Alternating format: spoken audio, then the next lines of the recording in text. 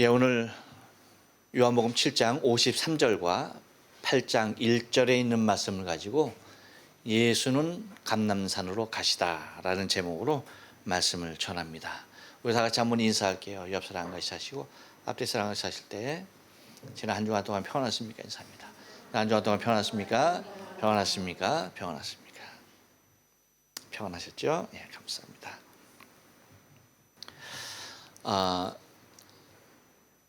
프랑스 몽펠리에 의과대학에서 코로나19로 인한 국가별 사망률이 서로 다른 것을 바라보면서 연구를 했습니다.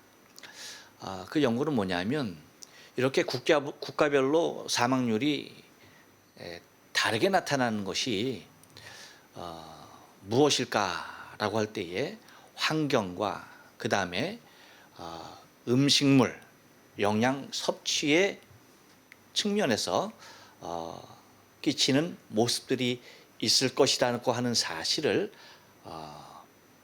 연구하죠. 그래서 그것을 찾아냅니다. 그래서 그것이 이제 프랑스는 굉장히 이제 심한 반면 그 옆에 있는 독일은 반면 굉장히 이제 낮은 수치를 바라보고 있는 거예요. 그래서 도대체 독일과 다른 것이 무엇이 있는가라고 연구를 해본 결과 다른 것이 아니라 독일인들은 그들이 즐겨 먹는 음식 중에 한 가지가 양배추로 만든 우리의 김치와 비슷하게 담궈서 발효시킨 시큼한 맛이 나는 사워크라우트라고 하는 음식을 많이 먹는다는 거예요. 그래서 이것이 독일 사람들에게 나타나는 코로나의 영향이 같은 유럽에서 있는 다른 나라보다 낮춰지는 그러한 모습이다라고 하는 것입니다. 무슨 얘기냐면 사람의 세포막에는 그 바이러스들이 세포로 침투하게 되는 간문의 역할을 하는 것이 안지오텐신이라고 하는 안지오텐신 전환 요소라고 하는 것이 있는데 이 배추에는 이 안드로텐신 전환 요소라고 하는 이것을 급격하게 떨어뜨리는 그 수치를 낮추는 효과가 있다는 것이에요.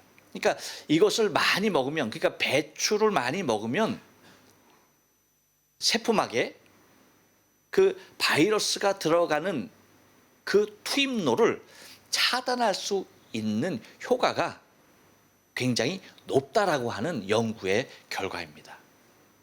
그러니까 여러분, 우리도 그 배추를 많이 먹죠. 특별히 김치 많이 먹지 않습니까? 한국 하면 김치의 나라 아닙니까? 그렇죠? 모든 것을 다 김치화 시켜서 먹는 그러한 나라죠. 그래서 그런지 이 유럽에서 독일과 또한 이 한국과 일본을 비교하더라도 그 차이가 아주 심하게 나타나는 것을 바라볼 수가 있다는 겁니다. 그래서 여러분, 지금으로부터 딱 1시간 전에 통계 결과, 제가 1시간 전에 다시 한번 업데이트를 했어요. 10시 20분에 다시 한번 업데이트를 했는데 그것이 뭐냐면 프랑스의 코로나 사망률이 17.3%입니다. 굉장히 높죠. 그리고 스페인은 9.2%, 반면 독일은 4.5%예요. 굉장히 비교가 될 만큼 차이가 나는 거죠. 그리고 이 사망률뿐만 아니라 이 완치율도 굉장히 차이가 나는 것을 바라볼 수가 있는데 프랑스는 완치율이 45.5%예요. 스페인은 64.1%, 반면 독일은 얼마냐면 92.6%예요. 굉장히 이 완치율이 굉장히 높죠. 상당히 높은 것을 바라보게 됩니다. 그러면 이제 한국은 얼마냐? 한국은 여러분 얼마일 것 같아요? 한국은 사망률이 2.1%예요. 그러니까 독일보다도 훨씬 배 이상 낮은 거죠. 근데 일본은 어떻습니까? 일본은 사망률이 3.9%, 우리나라 약 2배에 해당하는 수치입니다. 이제 완치율에서도 차이가 많아요. 우리나라는 91.3%인데 일본은 78.1%예요. 이와 같이 여러분, 특별히 우리 한국인들에게 이 코로나에 대한, 그렇죠? 굉장한 저항력이 우리 안에 있는 것을 바라보게 되죠. 옛날에 본 사스가 유행했을 때도 사스가 왜 한국 사람들에게 저렇게 맥을 못 주느냐라고 할 때에 뭐 그때는 과학적으로 이렇게 연구해서 증명된 것이 없었는데도 불구하고 김치 효과일 것이다 라고 하는 그러한 얘기들이 있었습니다. 근데 요번에 몽펠리에 의대에서 연구한 결과에 의하면 역시 김치라고 하는, 그렇죠? 배추에서 나오는 그러한 요소들이 우리 세포 안으로 침투되어지는 바이러스를 차단하는 역할을 하고 있다는 연구 결과가 나온 것을 볼 수가 있습니다. 곧 뭐예요? 식문화가 얼마나 중요한가라고 하는 것이죠. 그렇죠? 식습관이 굉장히 중요하다는 얘기입니다. 여러분, 우리가 흔히 가족력이라고 하는 병명을 우리가 잘 알고 있어요. 그렇죠? 그래서 아버지가 암이었으면 자식들도 암에 걸리는 확률이 높고, 그렇죠? 그런 가족력이라고 얘기하죠. 근데 사실 여러분, 가족력이라고 할 때에 유전적인 영향보다는 같은 식습관에서 오는 질병이 더 확률이 굉장히 높다는 겁니다. 그래서 우리가 여러분 식구라고 하죠. 식구. 그러니까 같이 함께 먹는 사람들을 식구라고 얘기해요. 그러니까 식구라고 얘기할 때, 그래서 여러분 음식을 뭐예요? 같은 걸 먹잖아요. 그렇죠? 같은 상을 차려놓고 한 상에서 같은 음식을 먹다 보니까 같은 음식을 섭취하는 그러한 성향들이 뭐예요? 가족력이라고 하는 그러한 이름으로 나타나는 확률이 상당히 높다는 거예요. 그래서 유전적인 환경보다는 그런 식습관에서 오는, 같은 환경에서 오는, 같은 습관에서 주어지는 병의 원인들이 훨씬 더 많이 자리한다는 것입니다. 여러분, 현대의 성인병을 보면 그 현대 성인병에서 가장 영향을 끼치는 것이 뭐예요? 다른 것 아니죠. 식습관이죠. 무엇을 어떻게 먹느냐예요. 과거에는 영양실조라는 것이 여러분, 그렇죠? 우리의 병명의 대부분이었어요. 그렇죠? 근데 지금은 영양실조가 아닌 영양 과잉으로 인한 성인병들이 모든 사람들이 한두 가지씩은 거의 다 갖고 있는 질병이 아닐 수가 없다는 것이죠. 100세 시대를 사는 우리에게는 사실 굉장히 큰 걸림돌이 되지 아니할 수가 없는 것입니다. 근데 그 100세 시대를 누릴 수 있는, 100세를 누릴 수 있는 이 시대 가운데 주어지는 가장 큰 영향이 바로 식습관이라고 하는 것이죠. 여러분, 제가 옛날에 우리 할아버지 때의 나이로 오면 저는 꼬부랑 할아버지죠. 꼬부랑 할아버지. 그래서 여러분, 옛날에 60을 살면은 자기 나이를 다 산 거고, 그렇죠? 60 이상을 살면 어떤 나이를 산다고 그래요? 남의 나이를 산다고 그랬어요. 남의 나이. 다른 사람의 나이를 내가 더 먹고 사는 거라고 그렇게 얘기했어요. 그러니까 60을 넘기기가 얼마나 힘들었는지 모르죠. 그러니까 사실 저도 이제 내일 모레 60인데 뭐예요? 내일 모레 60인 사람이 이제 거의 죽음이 이제 다가온 사람, 여러분 이런 모습으로, 건강한 모습으로 있을 수 있었을까요? 아니죠. 완전히 골골한 할아버지가 다 돼 있었겠죠. 이렇게, 그렇죠? 그런데 지금 100세를 바라보는 100세 시대에 여러분, 저와 여러분이 이렇게 건강한 모습으로 지금의 우리의 나이를 누릴 수 있다는 것이 얼마나 복된 일인지 모르죠. 근데 그 중에 가장 큰 위협을 가하고 있는 것이 뭐다? 그 100세 시대의 100세의 생명의 위협을 가하고 있는 것이 뭐다? 식습관이다.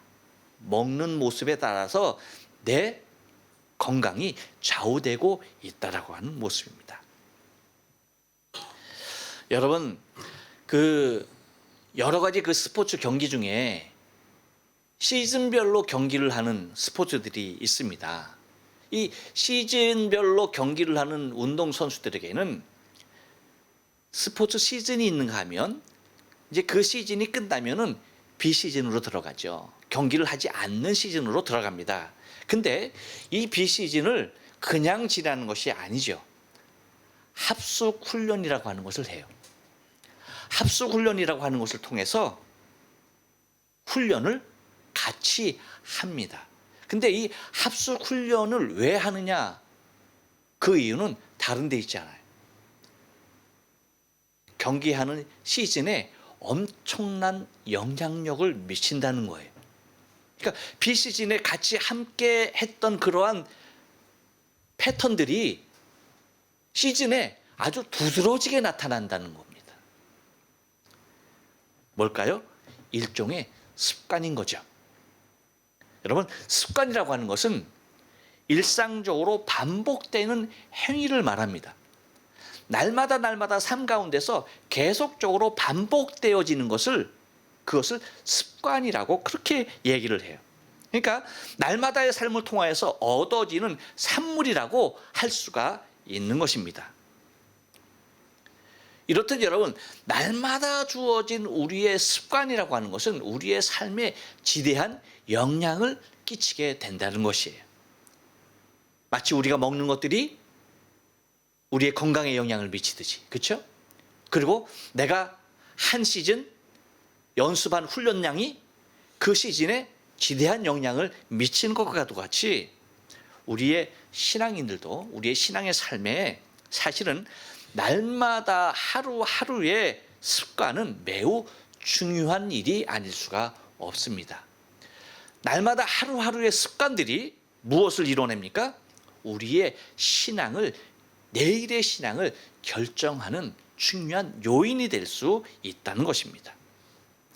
여러분, 우리 신앙의 이상형은 누구입니까? 목사님인가요? 아니죠. 누구죠? 예수님입니다. 우리의 신앙의 모습은 우리의 신앙의 삶을 통하여서 우리가 닮아가기를 원하는 분이 한 분 계세요. 그분이 바로 예수님이라는 겁니다.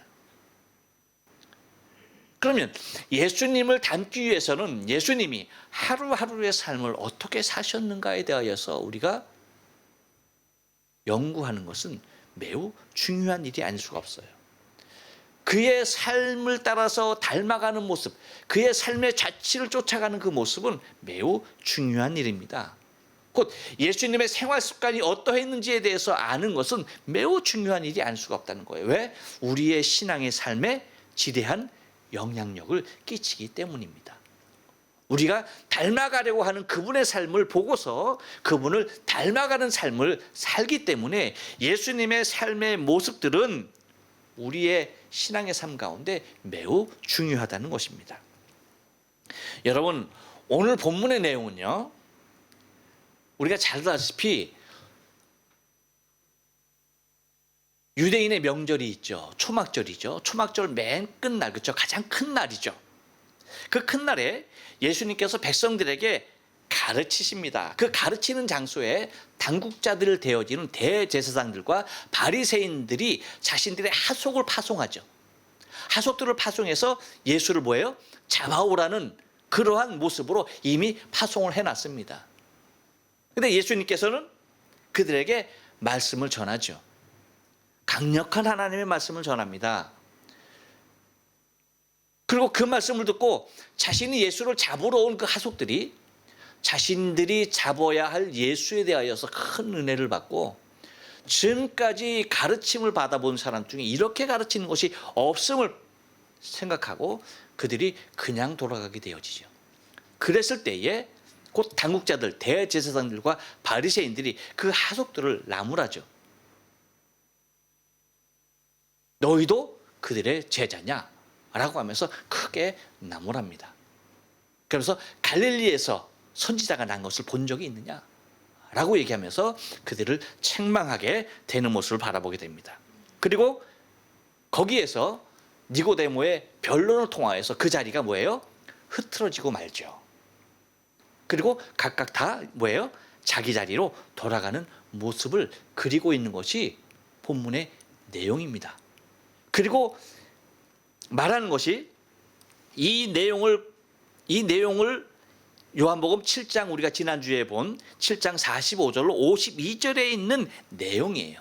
그런데 오늘 본문 2절 말씀은요, 요한복음 7장에서도 요한복음 8장에서도 양장에 걸쳐서 사건들의 내용에는 어떠한 영향도 끼치지 아니하는, 그냥 어쩌면 있으나 마나 없어도 될 만한 그러한 본문으로 간주되는 그러한 모습입니다. 왜?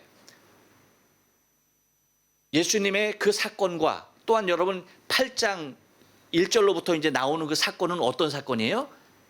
가늠한 여인을 현장에서 잡아가지고 예수 앞에 데리고 나온 그 사건 아닙니까? 이 사건과 전혀 어떤 그런 양쪽에 있는 그 사건의 맨 아래에 있는 말씀, 그리고 맨 위에 있는 말씀, 이 2절은 이 사건에도, 밑에 이 사건에도 어떠한 영향을 끼치지 않기 때문에 굳이 없어도 될 만한 내용이라고 하는 것입니다. 그런데 여러분, 요한은 굳이 기록을 하고 있다는 거예요. 이렇게까지 기록했던 것은 아마도 그만한 이유가 있지 않을까 싶은 것입니다. 저도 매주일 여러분에게 요한복음을 강의하면서 이 2절에 대해서 그냥 지나쳐 버리려고 생각을 했었습니다. 하지만 사도 요한, 이 요한이 이것을 기록한 것은 무엇인가를 말하려고 하는 것이 있지 않을까 싶어서 좀 더 묵상을 해보면서 좀 더 생각을 해보았습니다. 묵상을 하면서 우리가 매우 신앙적인 원리를 발견할 수 있지 않을까 하는 그러한 모습인 것입니다. 여러분, 오늘 본 말씀을 저와 여러분이 다시 한번 읽어보겠습니다. 시작. 다 각각 집으로 돌아가고 예수는 감람산으로 가시다. 예, 이것이 다예요. 그러니까 7장 53절에서 말하는 다 각각 집으로 돌아가고 8장 1절에서 말하는 예수는 감람산으로 가셨다. 이게 다예요. 그러니까 어떠한 사건에 영향을 끼치도 아니하는 이것을 요한은 왜 기록했을까라고 하는 것입니다. 사람들은 각각 집으로 돌아가고 예수는 감람산으로 가셨다는 이 말, 곧 사람들에게 있어서 일과를 마치고 집으로 돌아가는 일은 여러분 예나 지금이나 너무나 보편적이고 당연한 일이에요. 그렇죠? 그렇지 않습니까? 자신들의 일과를 마치면 집으로 돌아가는 것은 당연한 일이잖아요. 그런데 예수님의 일상이 다른 사람들과 비교된다는 거예요. 그들과 다른 일상이었던 것을 요한은 기록하고 싶었던 거죠.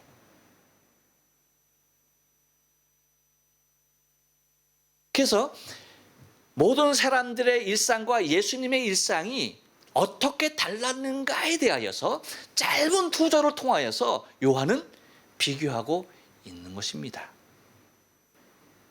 그런데 여러분, 우리 성경에는 뭐예요? 다 각각 집으로 돌아가고 예수는 감람산으로 가시다라고 저렇게 얘기하고 있어요. 그런데 영어 성경과 그 다음에 헬라어 원문에는 다른 것이 있어요. 제가 그래서 여러분 지금 나오는 여러분에게 띄워드린 빨간 글씨 그리고 파란 글씨는 우리 성경에 빠져 있는 말이에요. 접속사와 부사인데 보면 무엇이 빠져 있는 거니? 53절에서는 그리고라고 하는 and, 그리고 8장 1절에서는 그러나라고 하는, 이제 원어에서는 헬라어 원어에서는 대라고 하는 아니죠. 아니. 그러니까 예수는 아니 감람산으로 가셨다 이 얘기예요. 그러니까 저것이 빠져 있는 거예요. 그러니까 영어에서는 밭이라고 하는, 그래서 헬라어에서는 카이라고 하는 그리고와 대라고 하는 아니라는 말이 생략되어 있는 겁니다. 헬라어 본문에는, 원문에는 저렇게 여러분 밑에 맨 밑에 있는 것처럼 뭐예요? 카이와 대가 분명하게 들어가 있어요. 그런데 영어 성경에도 보니까 킹 제임스 번역 53절에는 and가 있어요. 근데 NIV 성경에는 똑같은 53절임에도 불구하고 저 and라는 말이 없어요. 그리고 또 그 8장 1절에서 얘기하는 NIV 성경에는 bad이라고 하는 말이 들어가 있는데 킹 제임스 버전 성경에는 저 bad이라는 단어가 빠져 있어요. 근데 분명한 건 뭐예요? 헬라 원어에는 두 개 다 들어가 있다는 겁니다. 그러니까 이것을 갖다가 두 개 다 넣어서 우리가 다시 한번 오늘 본문을 읽는다라고 한다면 한번 다시 한번 읽어볼까요? 53절하고 8장 1절 시작. 그리고 다 각각 집으로 돌아가고 예수는 그러나 감람산으로 가셨다. 이게 원래의 모습인 거예요. 그러니까 8장 1절에서 단순한 부사 아니, 이 아니가 한 말이 무엇을 의미하냐면 앞에 한 말을 부정하면서 다음의 말을 굉장히 강조하고 있다는 거예요. 그리고 사람들은 각각 집으로 갔는데 예수는 아니 감람산으로 갔다 하는 거예요. 그러니까 예수님께서 어디로 갔다는 것을 강조하는 겁니까? 감람산으로 갔다는 것을 굉장히 강조하는 거예요. 사람들은 그리고 그냥 자연적인 그런 일상의 삶에 따라서 그리고 일상의 삶에 그리고 집으로 돌아갔다는 거예요. 그런데 예수는 아니 어디예요? 감람산으로 갔다라고 하는 감람산으로 간 것에 대하여 매우 강조하고 있다는 것입니다.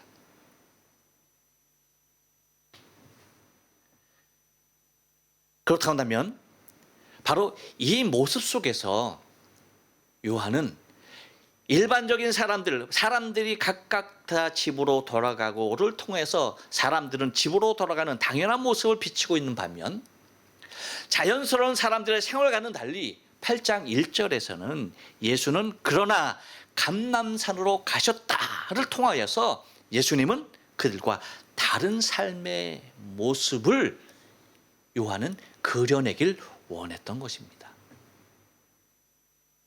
그렇다고 한다면 예수는 감람산으로 가셨다는 이 말을 통해서 요한이 우리에게 예수님의 삶의 모습을 보이고 싶어하는 것이 무엇일까? 이것을 좀 생각하면서 여러분 은혜를 나누기를 원합니다. 예수는 감람산으로 가셨다. 그러나 예수는 감람산으로 가셨다. 이 말은요, 한번 따라서 합니다. 예수님의 삶의 형태는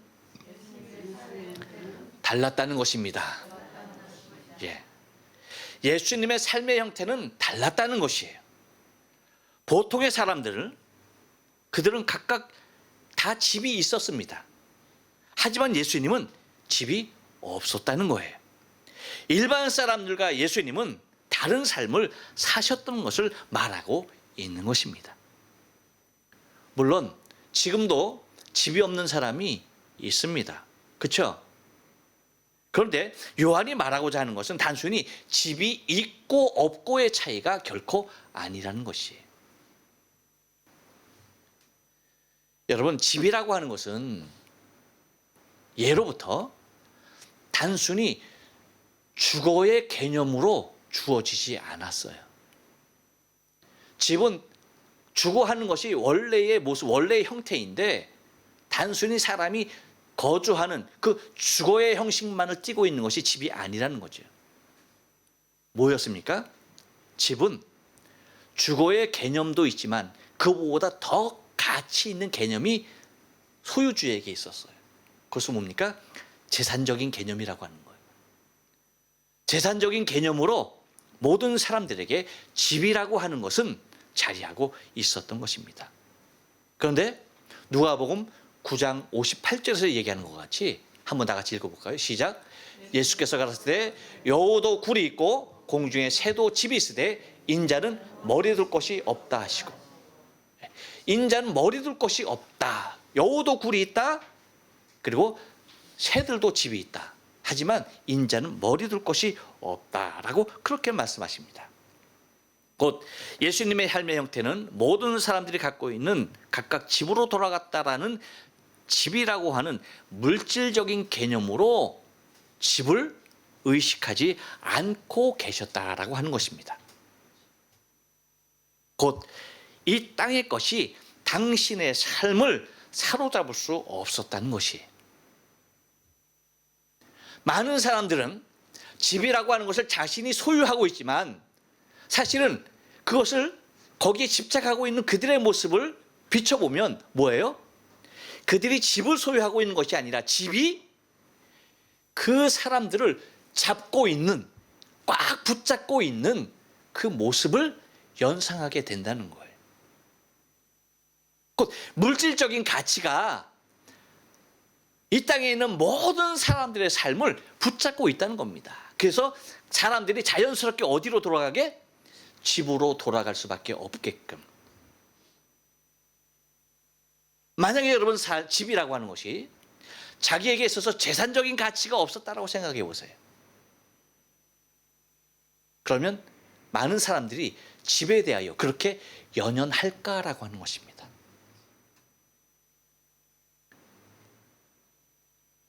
여러분, 한국에서도 마찬가지죠. 한국에서 여러분 일반 샐러리맨들이 돈을 벌 수 있는 유일한 길이 뭐예요? 주식은 너무 위험하죠. 망하기 너무 쉬워요. 그런데 쉽게 망하지 아니하고 아주 100% 거의 99.9% 보장되어지는 것이 하나 있어요. 그것이 뭡니까? 부동산이라고 하는 거예요. 집이라고 하는 거예요. 그래서 은행의 대출을 무리하게 받아서도 뭐 하는 겁니까? 새로운 단지가 조성되어지면 뭐 하는 거예요? 머리 막 꼽는 겁니다. 어떻게든지 분양받는 거예요. 그러면 그것이 뭐예요? 분양받을 때 그 가격이 분양받고 나면 바로 그 자리에서 가격이 어떻게 돼요? 막 그냥 눈덩이 불어나듯이 불어나는 거예요. 그렇게 불어나는 겁니다. 그러면 뭐예요? 그것을 담보로 또 다른 것을 사는 거죠. 그래가지고 돈을 버는 겁니다.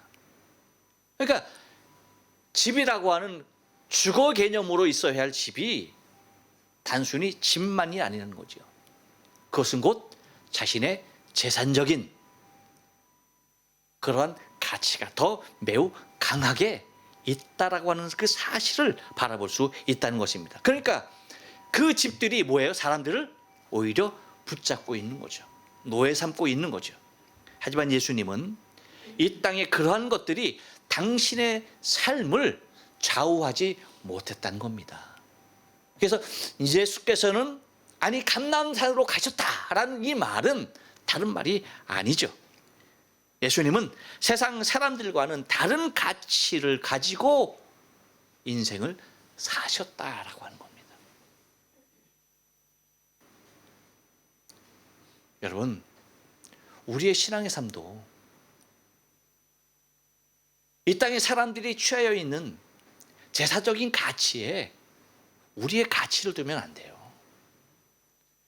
그것은 우리가 이 땅에 사는 동안 하나님께서 그것을 통하여서 하나님의 더 큰 일들을 이루기 위한 도구이지, 그것이 우리의 삶을 꽉 붙잡고 있는 우리보다 더 힘을 가진 절대적인 권력으로 우리를 좌지우지하는 것이 되어서는 안 된다는 것입니다. 바로 예수님은 감람산으로 가셨다라고 하는 요한의 모습, 사람들은 다 집으로 갔는데 예수님은 감람산으로 가셨다라고 하는 이 기록을 통하여서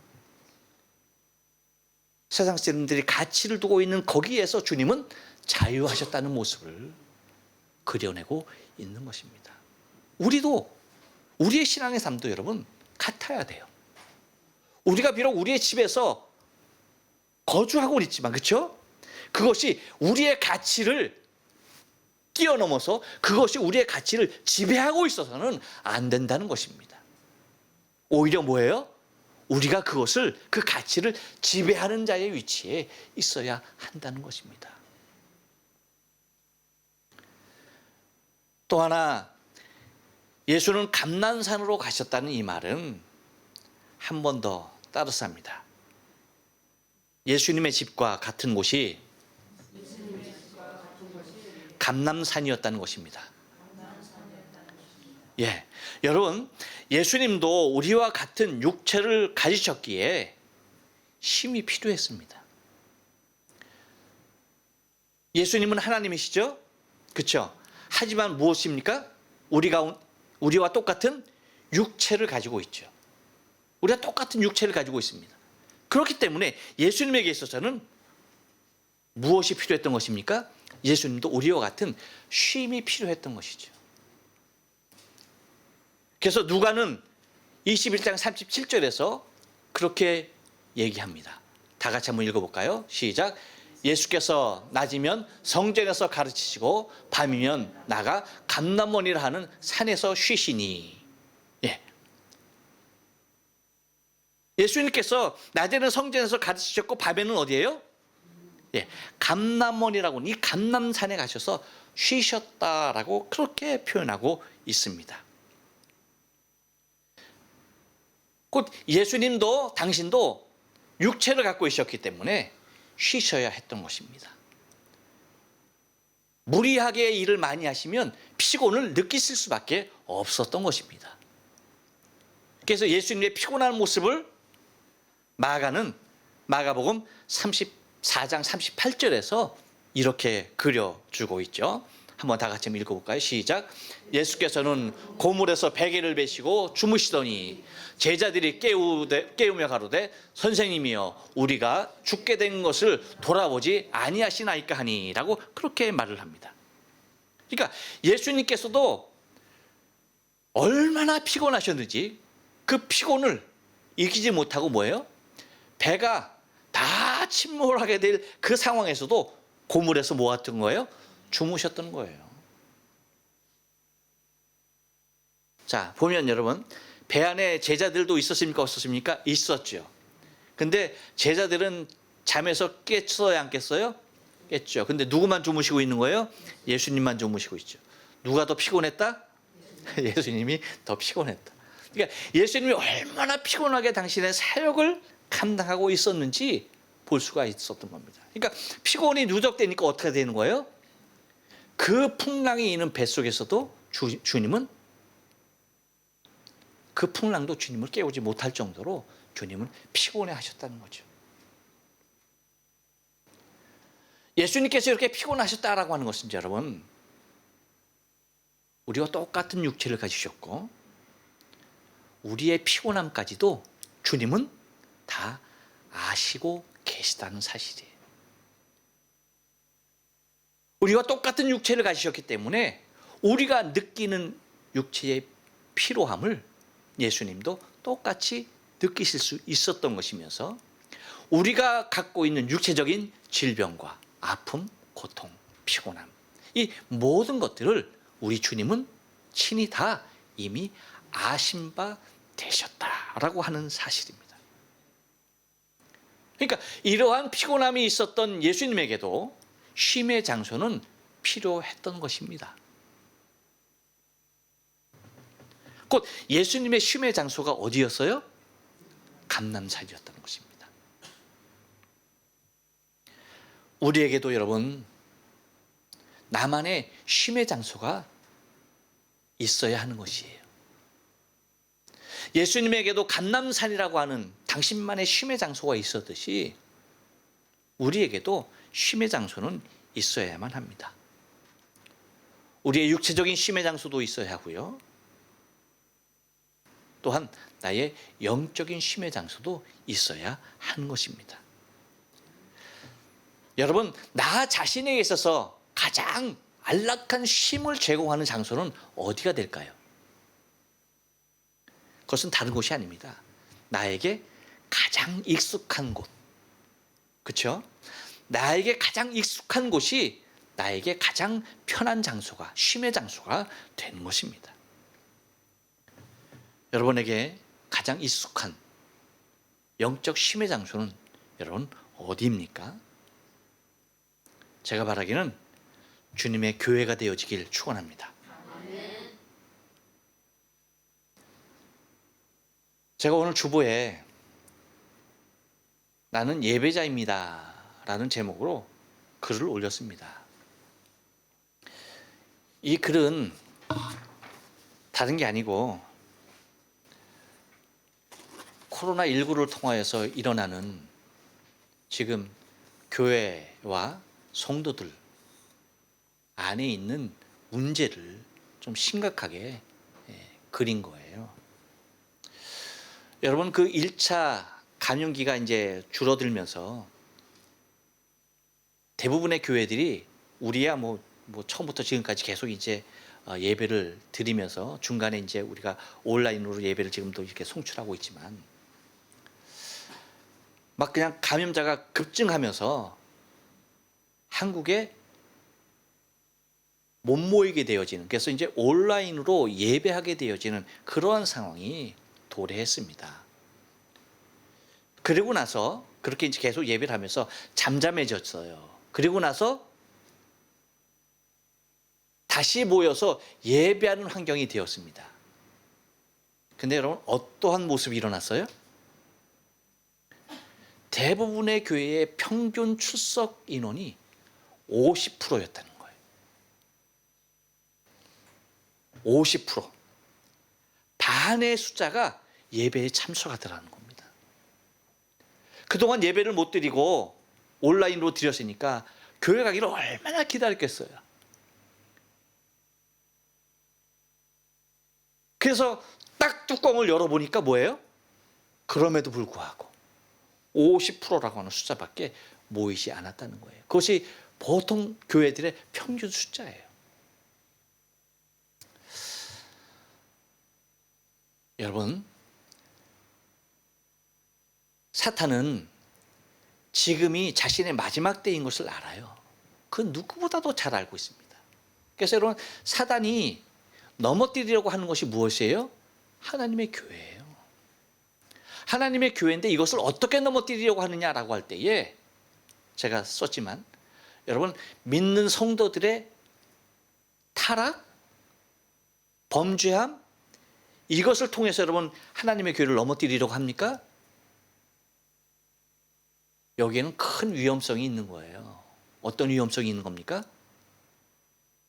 모든 성도들이 죄를 범하여서 타락하게 됐다? 그러면 그것이 내가 죄의 자리에 들었구나. 마치 여러분 니느웨가 요나의 외침 한가운데 다 회개하고 돌아왔듯이 죄로 인한 타락으로 인해서 교회를 넘어뜨리게 할 때 뭐예요? 회개라고 하는, 그렇죠? 각성이 일어나게 되면 그 전보다 더 왕성한 뭐예요? 부흥이 일어나게 되는 거죠. 그거 사탄이 모를까요? 알고 있습니다. 그러니까 이런 모습을 통하여서 교회를 와해시킬 수 없다는 것을 사단이 너무나 잘 알아요. 그런데 사단은 과거 구라파 그 교회들을 넘어뜨린 경험이 있죠. 무엇으로 넘어뜨립니까? 죄악이었습니까? 아니죠. 하나님 없게 만드는, 하나님을 부정하는 그 모습이었습니까? 아니죠. 하나님 인식하고 있습니다. 그들의 삶 가운데 선행은 계속적으로 이어지고 있어요. 그런데 뭐 하나 뺏은 겁니까? 예배라고 하는 거예요. 예배 하나 뺏은 거예요. 예배 하나 도둑질한 거예요. 예배 하나 도둑질하니까 뭐예요? 뭐가 무너져요? 궁극적으로 교회가 무너지고 마는 거죠. 여러분, 이 원리는 사단이 지금도 즐겨 사용하는 거죠. 그래서 여러분, 교회에서 무엇을 빼앗아가려고 하는 겁니까? 무엇을 훔쳐가려고 하는 거예요? 하나의 기둥만 넘어뜨리면 되는 거예요. 어떤 거? 예배라고 하는 것.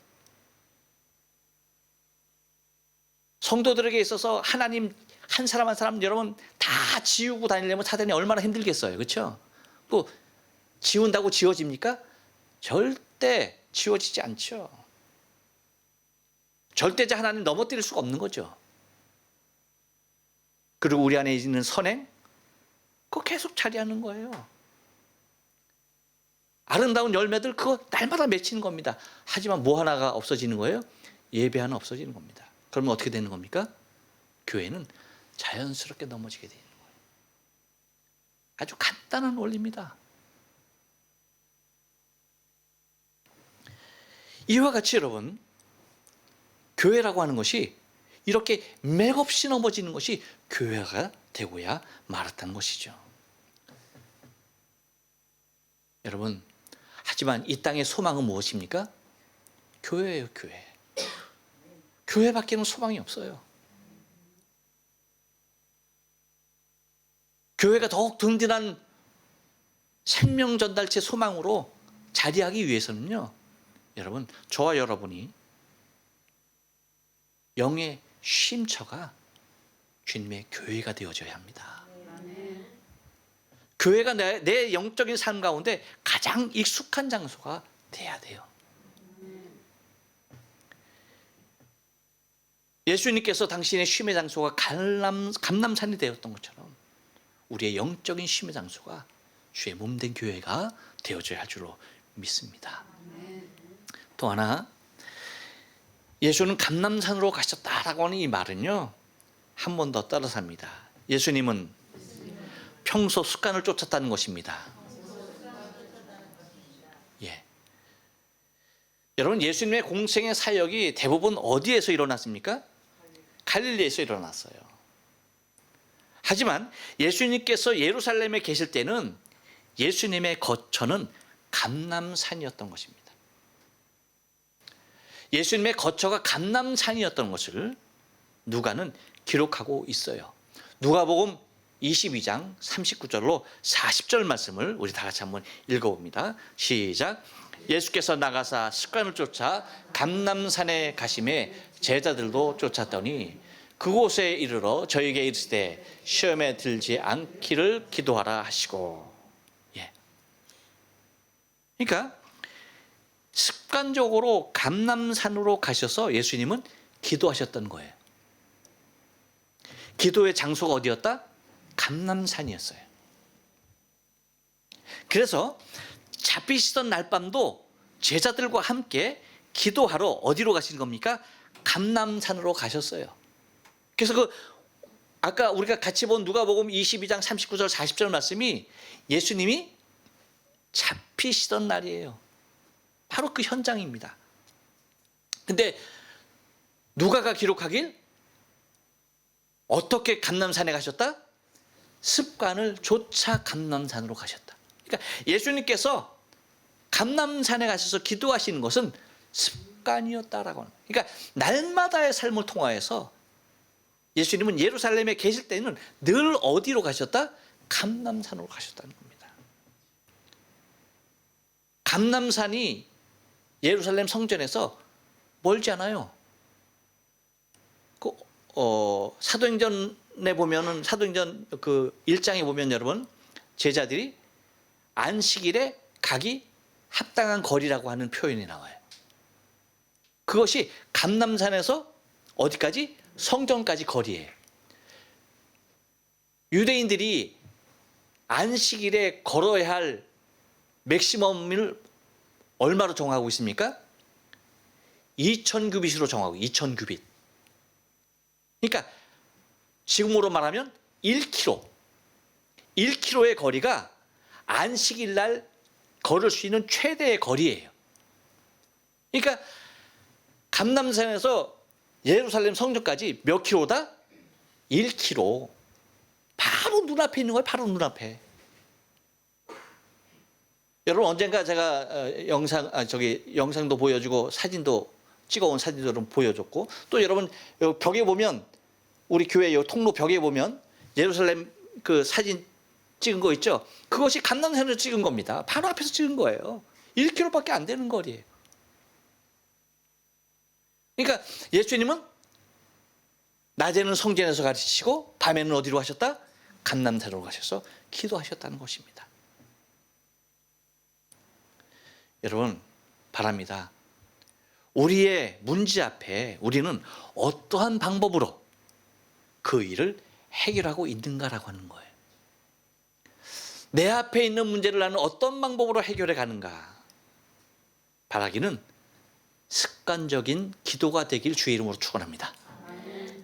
내 앞에 쌓인 문제들을 내가 해결해 나갈 수 있는 일은 오직 내가 습관을 따라서 예수님과 같이 기도로서 헤쳐나가며 기도로서 풀어나가며 기도의 응답으로서 승리해 나가는 삶이 되길 바란다는 것입니다. 순간순간 아버지께 모든 것을 맡길 수 있기를 우리는 구해야 돼요. 내 모든 것을 순간순간 하나님께 맡기길 원할 수 있는 마음이 간절해야 돼요. 근데 여러분 우리가 무엇으로 맡길 수 있어요? 기도입니다. 기도로 맡기는 거예요. 주님께서 당신의 영혼을 주 앞에 무엇으로 맡깁니까? 기도로 맡겼어요. 아버지여 내 영혼을 아버지 손에 부탁하나이다. 기도로 맡기는 거예요. 나에게 산재되어 있는 문제들을 무엇으로 맡길 수 있는 거예요? 기도로 맡길 수 있는 거예요. 또한 여러분 나의 뜻이 아닌 하나님의 뜻을 구할 수 있는 유일한 길도 뭡니까? 기도예요. 우리는 순간순간 우리의 삶 가운데 무엇이 드러납니까? 내 욕망이 드러나잖아요. 내 욕구가 드러나잖아요. 이것을 충족시키며 이것을 하려고 여러분 얼마나 애를 씁니까? 하지만 이것을 잠재울 수 있는 길이 무엇이다? 기도밖에 없다는 거예요. 그래서 내 원대로 마옵시고 아버지의 원대로 되길 원합니다. 기도라고 하는 거예요. 그러니까 습관적으로 이 모습을 위해서 우리가 기도하지 아니하면 안 된다는 것입니다. 또한 여러분 우리가 순간순간 하나님의 영광을 도둑질할 때가 많잖아요. 이것이 여러분 우리가 보편적인 삶 가운데서 늘 가장 연약하게 드러나는 모습들이에요. 나 자신의 자랑과 나 자신의 영광. 하나님께서 주신 것이며 하나님께서 하신 것임에도 불구하고 나의 것이 되고 내가 했다라고 하는 그 모습이 된다는 겁니다. 곧 아버지께서 주신 영광을 아버지께로 돌려드릴 수 있는 것도 무엇입니까? 기도로서 가능하다고 하는 것이에요.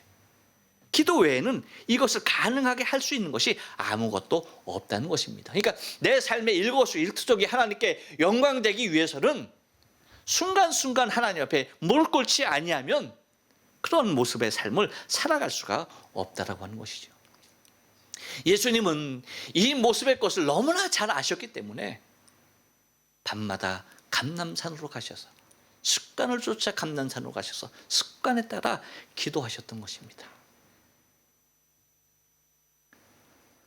또한 여러분 우리의 습관적으로 일어날 것이 이러한 기도와 더불어서 또한 때를 얻든지 못 얻든지 복음을 전하는 습관적인 전도가 일어나길 축원합니다.